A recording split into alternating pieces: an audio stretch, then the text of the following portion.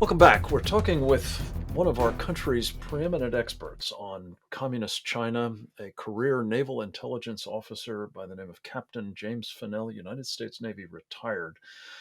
He is these days associated with the Geneva Center for Security Policy, not to be confused with ours here in Washington, D.C.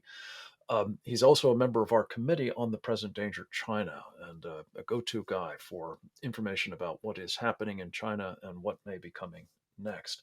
And Jim, I just teased the proposition that in this video suggesting that there is now a national direction, not just to Guangdong province, but presumably to the rest of China, to make preparations, plan, and presumably execute the plans for a transition, quote, from normal to war, unquote.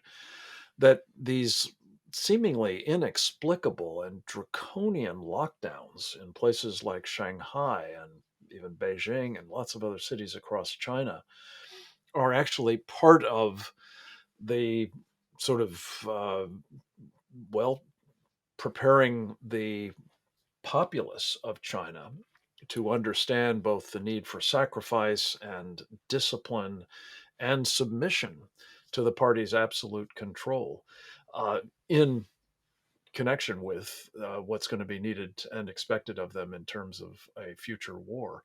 Does that sound right to you? And if so, isn't it imperative that we be behaving rather differently than continuing as though there's no particular problem, Cold War or otherwise, with China? Yeah, Frank, I think it's possible that what we're seeing in these, dynamic zero COVID procedures and policies that Xi has implemented in Shanghai and Beijing and now in Tianjin, and he's done in Wuhan and other places in China, is to prepare the people for adversity in any struggle that would go against Taiwan. That's certainly part that could be used to get people to obey mass movements. But even if it's not the people, it's to allow the PLA and the government authorities in these regions to be able to quickly move and take control of areas where they'll need to be able to move arms and munitions and millions of soldiers and troops through these cities without delay. And so they have the ability to control the civil infrastructure of these major metropolitan areas allows the PLA and the Central Military Commission to be able to have an assurance that internally they can move their chess pieces, their military chess pieces, without delay. And we also have now reports of passports being confiscated from people that are trying to.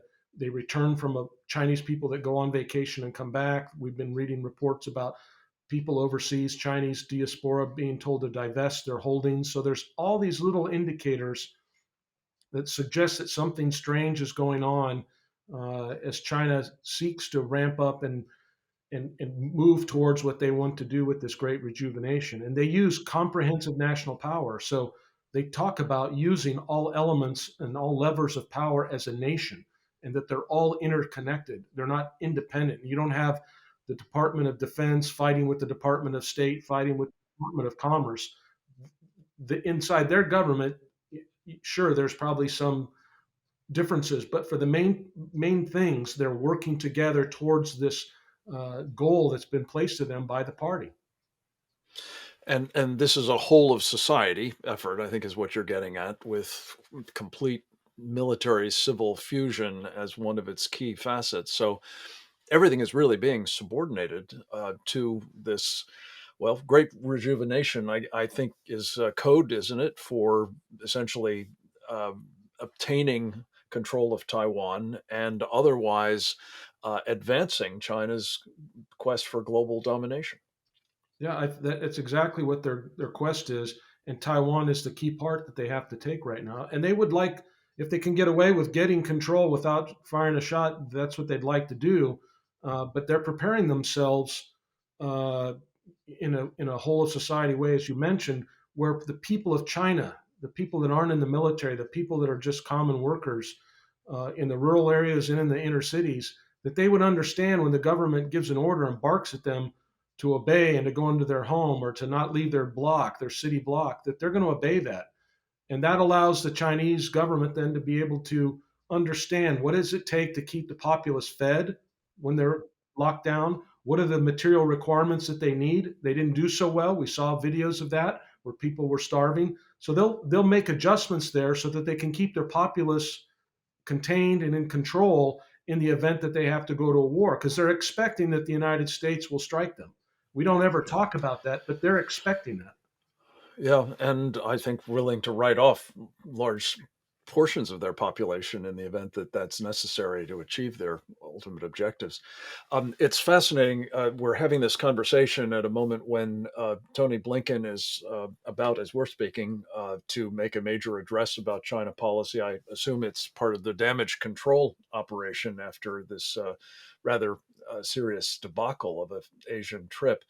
Um, One of the things that I'm hoping he will talk about, and I've just asked you in a minute, if you would, Jim, to express your thoughts on it as a participant in something called the Thrift Savings Plan, whether he ought to make clear that neither the federal government's retirement system nor American investors more generally should be investing in the Chinese Communist Party's front companies under these sorts of circumstances, most especially.